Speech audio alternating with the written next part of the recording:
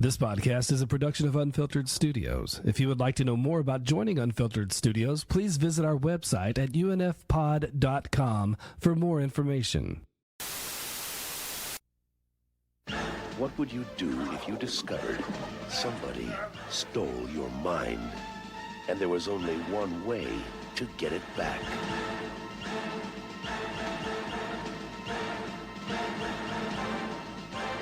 Cut. Arnold Schwarzenegger. Get ready for a surprise. Total Recall. Total excitement. I lost him. There! Fasten your seatbelt. Total adventure. You got into trouble!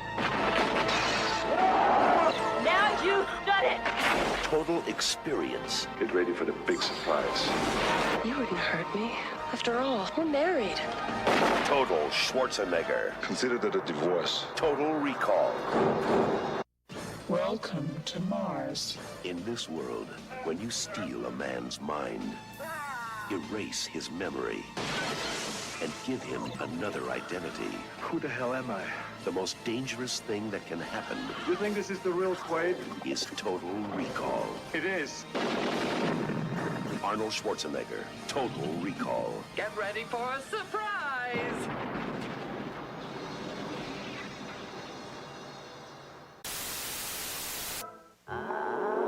Chief Detective John Anderton set up the perfect crime force. People trust you, John. But now, I have a warrant in my pocket that says murder. Seems you've been left out of the loop, John.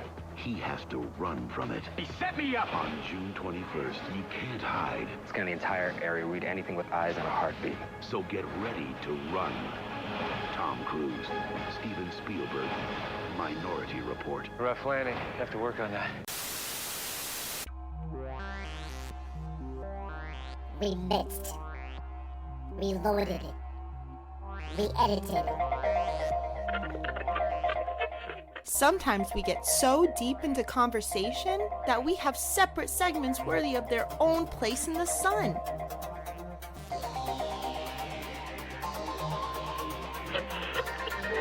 Here is a reshuffled mini episode.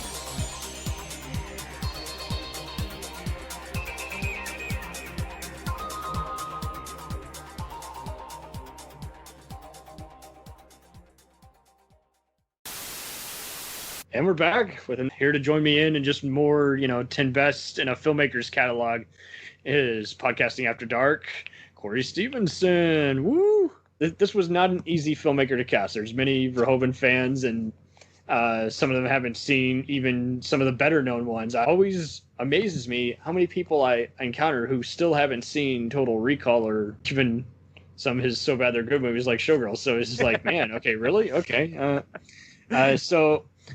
He's just been how did you come into him? His movies? How did I discover Verhoeven?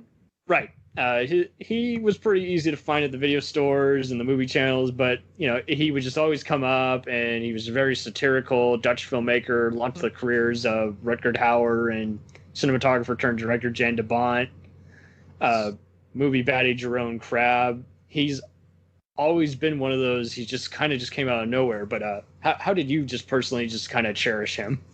I quote unquote discovered he landed in my lap when I was 9 years old, and my dad took me to go see RoboCop. And and there you go. Let me tell you, it was fun, but it was a bit harrowing. But my dad also kind of came from a divorced family, latchkey kid, the total 80s 9 yards, the whole 9 yards of the 80s.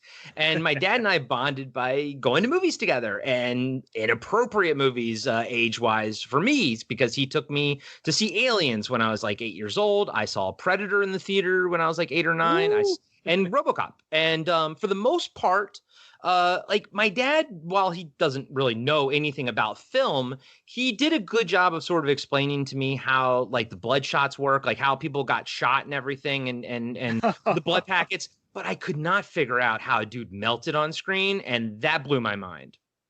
Oh, and that is neat, you know, and you kind of need that, you know. I would always have my mother say, I think this is how they film sex scenes. I would always have my dad say, you know, this was a big deal at this time, you know.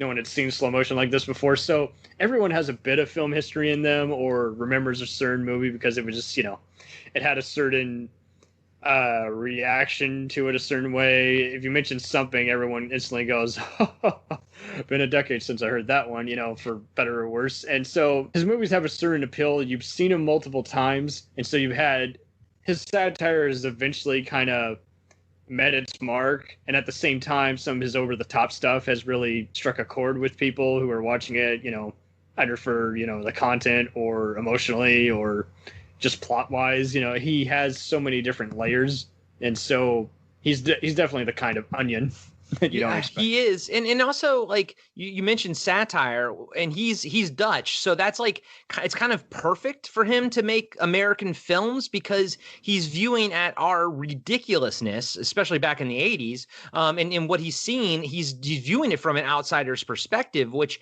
you couldn't ask for anything better because it offers a whole new perspective on things, and yet still feels very American because what he's talking about, especially in movies like RoboCop and everything, where he uses the media in that world, like in-world media, like news and stuff like that, to illustrate what's happening, you know, in the world that he is building. And that's another sort of trope that I think that was around before him, obviously, but he really hammered that home as a really a good way to sort of like showing commercials on TV is a great way to build the world that these characters inhabit. And it seems like he really nailed that home with movies like RoboCop and whatnot. I couldn't have said it better myself. RoboCop is the first one we could definitely launch into because, I mean, it not only sets up his style for the rest of his career, but it also, like you say, it's great from a inspiring, you know, filmmaker standpoint. It's great from other kind of movie buffs to, you know, observe, you know, just if you're going to have anyone talk about anything, you want to have someone who's like a scientist or a doctor give some exposition so it doesn't feel like crap, you know. There's a reason to give you all this information, and newscaster is definitely secondary. You want to have some kind of opposition. What does the world think of this character? It's like, well, just have a character look on the TV screen, you know? Yeah. And all of that is great if he didn't have such a fantastic eye for special effects. He's also a great director because the acting in RoboCop is fantastic. And, you know, at the end of the day, that is the director's number one job, is to direct the actors. But he does a great job of it. Remarkable how relevant RoboCop still is. And that's scary too. Absolutely. That's exactly how I feel with many of the various political thrillers, spy movies, and even other corporate and assassin type, you know, thrillers. I look at them recently and I'm like, holy crap, you know, we have not evolved as a society. They would just have like a certain just remark and everything is like, I know they didn't intend it that way, but you could use it this way, you know. And that's how we're approaching terrorism. That's how we're approaching, you know, again, societal norms. Yeah, that's pretty appalling. Is like entertainment mirroring today's world. Exactly. Now, unfortunately, I do not know his Dutch work as much, so I'll mostly be commenting on his American stuff. But I love it. And then looking through his IMDb, you know, it's funny, you know, going into this, looking into his IMDb, I thought he had more movies than he had done, you know, because to me, he's such a big name. But, you know, picking my top 5 are kind of the 5 that I love the most from him. Showgirls is probably the only one that didn't really make my list. Everything else I didn't see. So like I essentially like everything that I see of his. Do you see what I'm saying? And I didn't realize that. At first, I knew there was a lot of Dutch stuff that I hadn't seen. As a content producer, it's kind of hard to consume content as well. Exactly. So I've been wanting to watch his Dutch stuff, but I didn't have a chance to. But I was a little bit surprised because like, oh, okay, let me pull my top 5, and I'm like, oh, what's pretty much all of his 5 that he made in America, you know, in the U.S. and right. You know, sans Showgirls. So I was like, oh, okay, so I guess I just love everything he does, and I will probably love his Dutch stuff too. I just haven't been exposed to it really yet. Well, and it doesn't help that long story short, even though the Criterion Collection and all those people have, released some of his stuff stateside, I pretty much still had to use online to just come across this stuff because it's just so out the ass expensive. Mm-hmm. and you can't even find it regularly, like even at a Best Buy or eBay. It's just like it's sold out so fast, or just limited supplies. Yeah. It's so unreal. Total Recall is definitely one that I see kind of the most imitated, the go-to for people making a cyberpunk sci-fi stuff, because in recent years people have realized it doesn't have to be just direct-to-video, goofy made-for-TV B movie or TV show. It can actually be a big scale movie. And Mr. Quaid, try to calm down. My name is not Quaid. They stole his mind. They erased your identity and implanted a new one. Now, he wants it back. We can't let him run around. He knows too much. There! Get ready for the ride of your life. Please fasten your seatbelt. Arnold Schwarzenegger, Total Recall. Please fasten your seatbelt. This summer, welcome to Mars. let Arnold Schwarzenegger, You got a lot of nerve showing your face around here. look who's talking, show you a side of Mars that no one on Earth has ever seen before. Arnold Schwarzenegger. You think this is the real Quaid? Total Recall. It is. Recall, they definitely influenced a lot by, and unfortunately, it doesn't matter how you market it. At the end of the day, nowadays, everyone has to market it more kind of like Inception or Matrix, but this is overall the same general crowd. People who like those kind of mixture of genres, and just, like you say, that this is a bigger, more far. This is basically the Omni, RoboCop corporation, if it's more than just, that futuristic, Earth society. This is, if they went to Mars. Yeah. Like they're running the entire Mars, essentially. It would be if Omni, Consumer Core was running Mars, and it's like one guy against the entire planet versus one cyborg guy versus, just a corporation. But yeah, it is that concept escalated bigger, and I still think we're going in that direction. It's the Aliens scenario where corporations, Weyland-Yutani is going to own the planets that we go to in the future, and it'll be Amazon planet and and Lyft planet, and Uber planet, crap like that, stupid shit like that. And if Trump goes to Mars, exactly. That's basically what Recall is. But I will say, I would be remiss if I didn't mention that I almost can never say the words 2 weeks without afterwards putting my hands in my mouth going 2 weeks. And if I'm in public, people are like, well, what are you doing? That's weird. And I'm like, I can't. You don't understand. I can't hear or say the words 2 weeks without doing that. You're right. It is just one of those is like, okay, just referencing a movie. I'm sorry you're stuck up your ass about this. Please just watch the movie. You'll know what I mean when you see it. And most people do know the 2 weeks thing, because a lot of times they're like, are you doing Total Recall? yes, I am. Thank God I'm not so fortunate. The most I'm going to get is howdy Quaid. And they're like, oh, Dennis Quaid? No, howdy Quaid. You're still not getting it. Fuck you. Yeah, that's another one. If I hear the name Quaid, like Randy Quaid or something, I'll have to go Quaid. Right. It'd be like Quado. Exactly. You got to emphasize it. It's like, howdy, stranger. And I know if I was Quaid, I never wanted to touch Quado's hand because I hated how wet it looked. Oh God, it's so gross. I hate you, Quado. I hate you. Yeah, and apparently the ABC TV version of this, when it premiered back in the day, was very confusing. You know how violent the scene is when he's almost terminated by one of his coworkers, and it, ends in the death in the alleyway. That's when he first kills, and he's all freaking out. He's all gory and anything. He's muscular, but he is not used to this. And it's both funny and just, shocking. And, it's one of those, they just knock him out and you go to commercial break. And then you come back, apparently. I had various people tell me about this on the forums, and he's already running again. Like, what did I miss?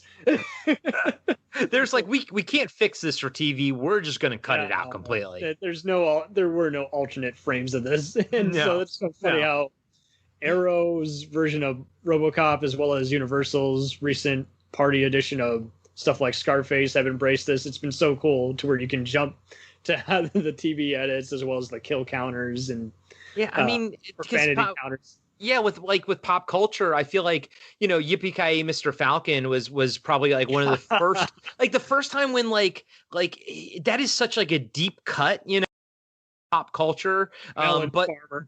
Yeah, but people could but the stiffs, as Venkman would call them, the stiffs, they would get it, they would understand. But I love how now we as film nerds have we've embraced these things that we hated as a kid. We all hated the TV edit, but now that we're older and we've seen RoboCop 1,000 times, we're like, well, crap, let's see what the TV edit has, and because it has a bunch of amazing stuff in it, like even exclusive scenes that aren't even in the deleted scenes. There's apparently that's the case with The Perfect Weapon. There you actually hear Mariska Hargitay actually talk. She doesn't talk in the American and the theatrical version. So like you say, there's just all this stuff is like, I wish they would release an extended version of these movies, because those who got introduced to it on regular TV, that was all we had. And like you say, sometimes you would just watch the movie because you've seen it a billion times and you're bored and you just want to see it.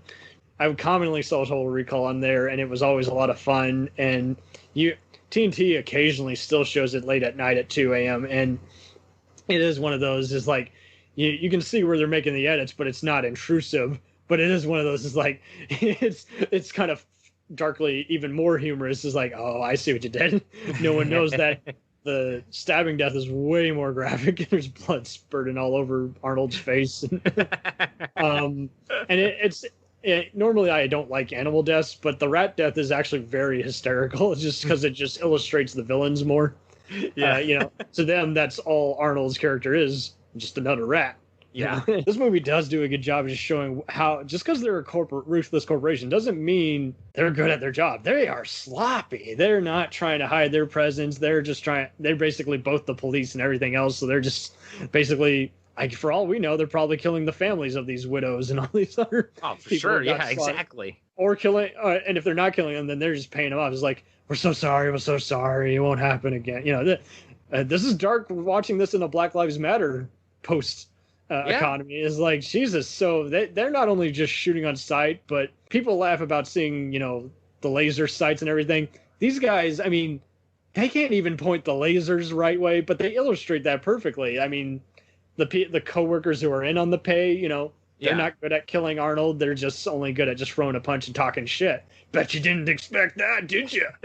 And so that gets you in the mood for all this over-the-topness. And see, today's movies, they just introduce over-the-top stuff, but they don't give you enough to get used to it, to where you're like, oh, okay, I know what I'm in for. Yeah. And it's just, don't get me wrong, there's plenty of snobs who will argue about the silliest things. I'm like, seriously? You had a problem with that movie compared to this movie? I mean, the first 10 minutes should have been enough, it should have told you what you're in store for right there. Yeah, I shouldn't. If you didn't know that it was going to be unrealistic, then you really are this dumb. But speaking of running, they're not only doing a bad job of running the planet, but this does kind of parody Arnold's previous roles with sci-fi, like, the violence of Terminator, as well as the other cyberpunk adventure, The Running Man. We'll return after these messages. Hey, it's Brent Pope, the host of Breakfast with Brent Pope. You've seen me on some of your favorite TV shows saying things like, give it up, Jimmy, you gotta sink this putt to win. On Breakfast with Brent Pope, I sit down with guests from the entertainment world and we do it all over breakfast. Or should I say Brentfast? Every week on Brentfast, you get inside Hollywood info and tips, great breakfast recs and booty debates. Most of all, you get the most delightful 30 minutes of your week. So dig in, it's Brentfast time. Listen at Brentfast.com, Apple Podcasts, or wherever fine podcasts are found. Do you ever find yourself thinking about who would win in a fight between Goku and Superman? Hi, I'm James Gavsey, and on the Who Would Win show, me and my co-host Ray ignore anything important happening in the outside world and debate fictional battles between characters from comics, movies, and video games. We got a new show every week, and almost always am I the winner. Yeah, not true, Ray. In the past, we've discussed such matches as Captain America versus Darth Vader, Solid Snake versus the Iron Giant, classic matchups like RoboCop versus Terminator, and even the Muppets versus Sesame Street. That one was crazy. So if you're a fan of geek culture and love a spirited debate, check out the Who Would Win Show wherever you get your podcasts, or check us out at whowouldwinshow.com. Cool thing about Blind Knowledge is we are in multiple countries. We are worldwide all across the globe. We are in the US, we are in the UK, we are in Canada, Germany, India, Japan. We're in Australia, y'all. BlindKnowledge.com. Now back to the feature presentation.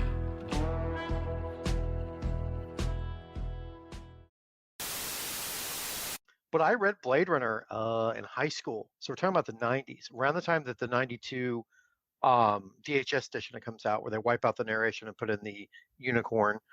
And so I was like, okay, I'm going to read the book. So I checked it out from my local library and read it in Albuquerque during Christmas. And I was like, whoa. And the book takes like 92. And anyway, but it's funny, Philip K. Dick, it's like his relationship with Hollywood, in some ways, they took his core idea, especially Minority Report. Minority Report's a much better movie. Has Tom Cruise, of course, and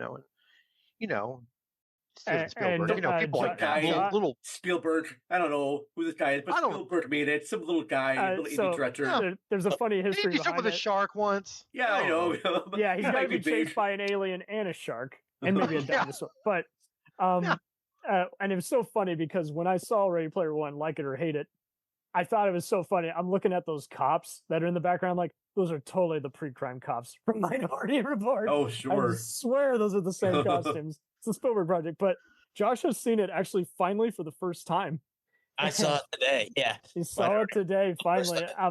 And I gave him a warning. Tom Cruise does run, but it is funny. They talk about running a lot in it too. Absolutely. And his son. I'm pretty sure Schwarzenegger was cast for Total Recall just because he was in The Running Man. But that's a different story. But it is funny. Minority Report's the one where they try to stop crimes before they happen, or they he's the fugitive. But what a perfect way to store. I can just picture them storyboarding it now. You see that 8-ball, and it's got all these visuals, and it is almost like any crime prevention program. There's inevitably going to be a fault. It's like, well, we predicted too soon, or yes, he does kill that person, but that person was actually the bad apple. He wasn't. I expected it to be way more heavy-handed than it was. I was like, oh, that's actually pretty clever. Like the reason. Well, and he got Andrew. What's his name from? Weber. Not him. That'd be funny.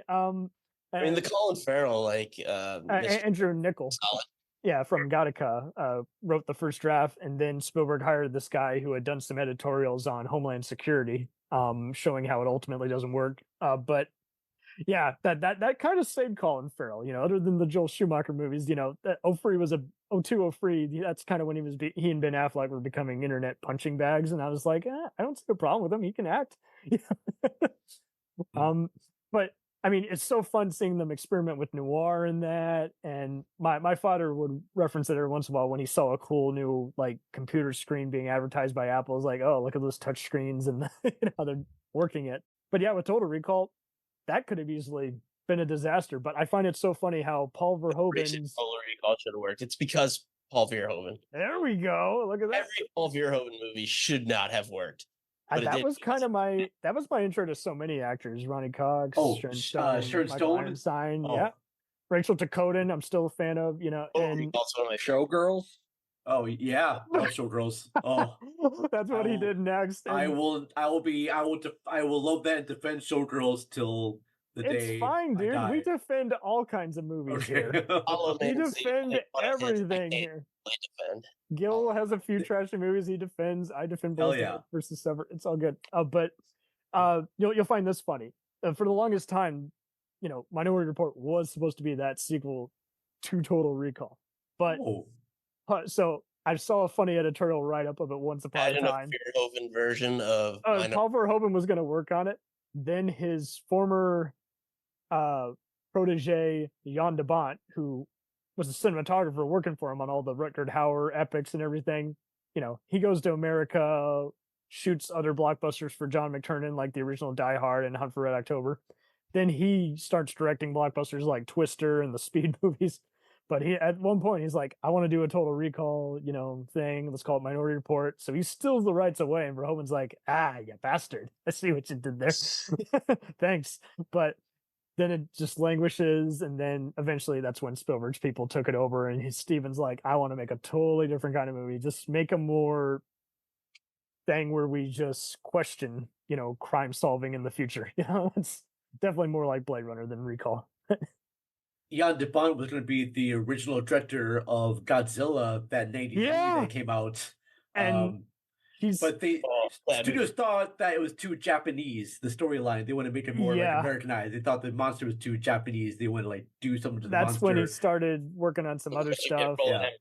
He went back to being after 99, you see him as just like a producer, because he was like involved at one point on movies like Equilibrium, and then he went back to his country, shot some liked Equilibrium. Cinematography. Yeah, it's a great film. But it is funny how Jan has said in recent interviews how he was glad he got out of the Hollywood system at that point, because he felt like the studio execs were not speaking the same language. He was done with Hollywood. That's why he makes lesbian nun movies now. Yes. That's actually a really good movie, but Benedetta.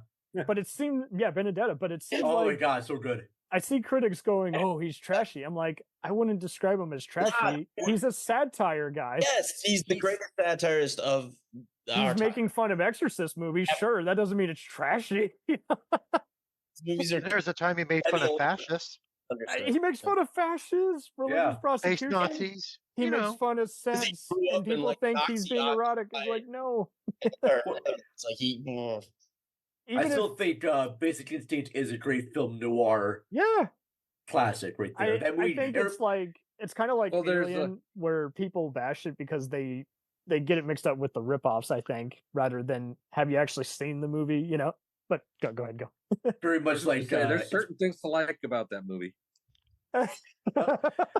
It's very much like, reminds me so much of like if it came out in the 80s or so, people would say that he's the next Brian De Palma, because it's very much they probably could have so to that aesthetic of like Brian De Palma's like 80s gloss and glamour. Like Body Double and Bound are almost like the same like cousins of each other. That is the noir cinematic universe. There you go.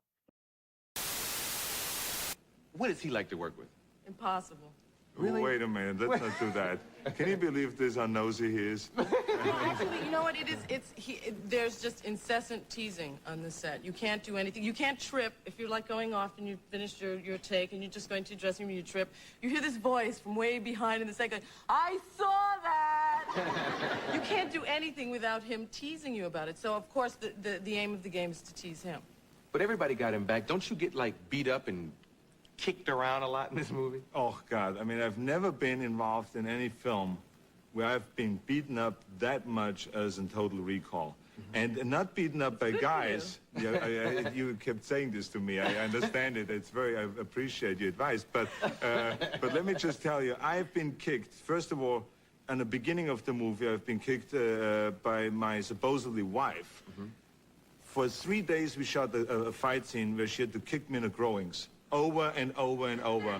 And I had stunt pads down there, and I had everything that you can imagine. But even the pads are connected to the groin. That's what I'm saying. It's not like they hook to the thigh out here someplace.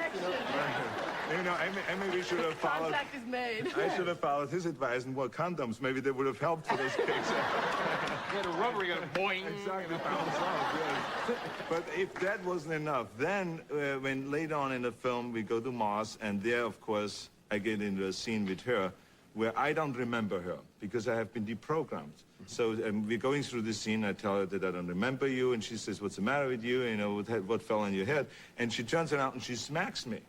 So of course, when you do stunts like that or hits like this, you miss. You know, you just brush by and you shoot it in such a way that it looks believable, but you miss. But Rachel, for some reason or the other, I made a mistake 4 times and smacked me full blast in the face, you know? So, I mean, talking about someone, and you like it, right? Thanks a lot. I mean, really appreciate that. I can't believe that she smacked me full blast.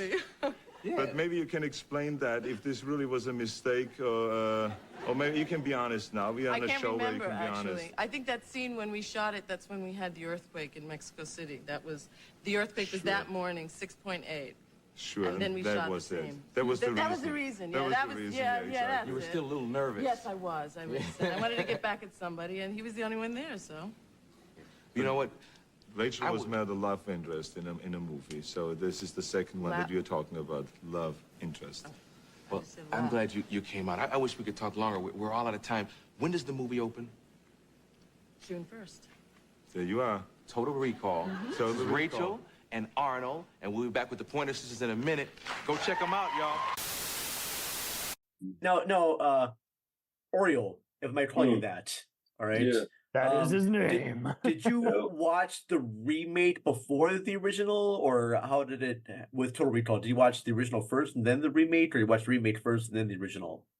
I don't care for the original, to be honest. Okay, but did you? I'm curious today. How did you watch the 2012 version first? You've never seen.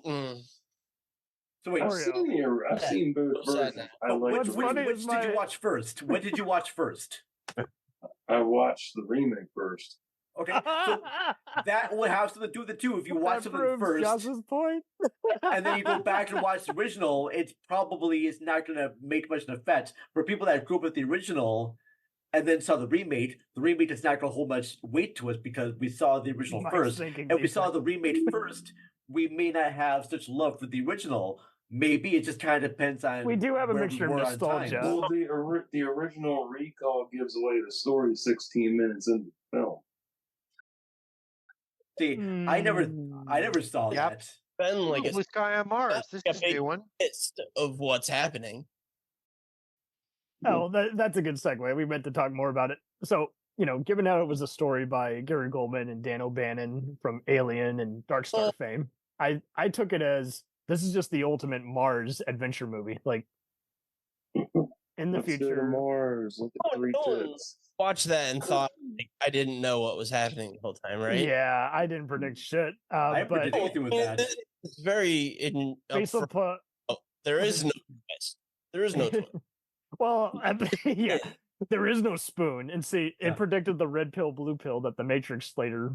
No, it's just clearly all in his fucking head. Yeah, but I had no idea that he actually was like the secret agent that was trying to change over things. So to your point, Josh, I don't. Yes and no. Like it's up to the viewer to decide. No, it's not in his head. I'm upset. It's not in his head because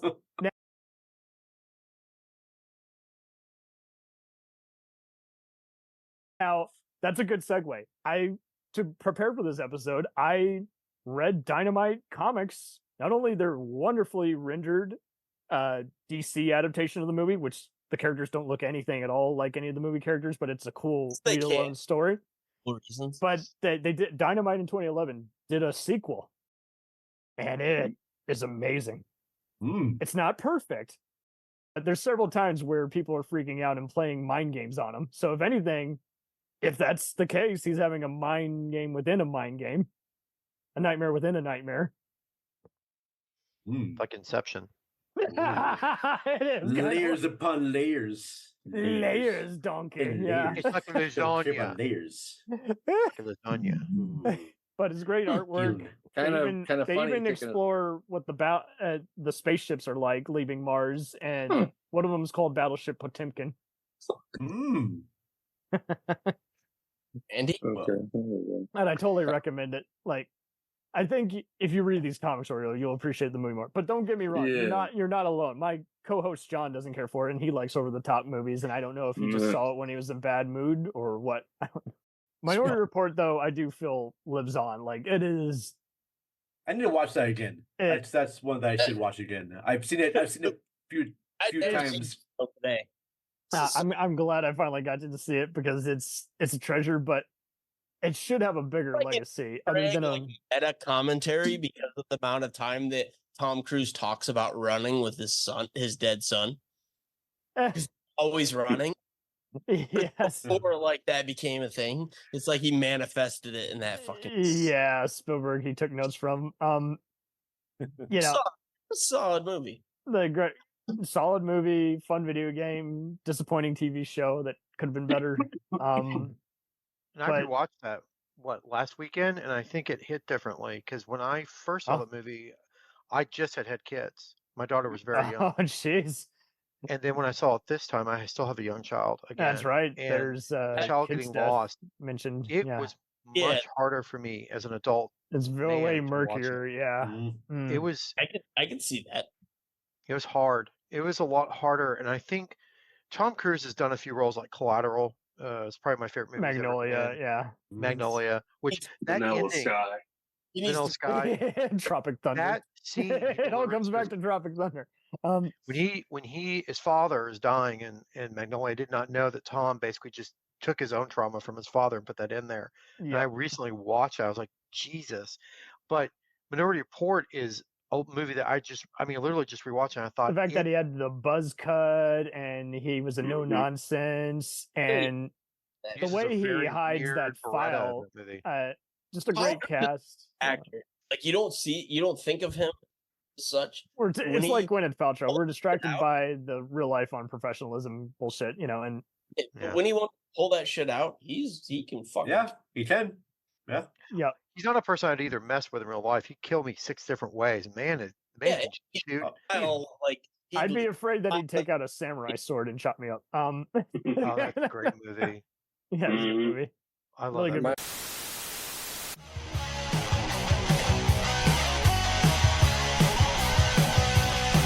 Follow us on the web on Facebook, Twitter, and Instagram. The podcast is available on Podbean, Spotify, iHeartRadio, Anchor, Apple, and anywhere else podcasts are available. Feel free to review our show and leave comments on any of those sites. Thanks a million for listening. It's a jacked up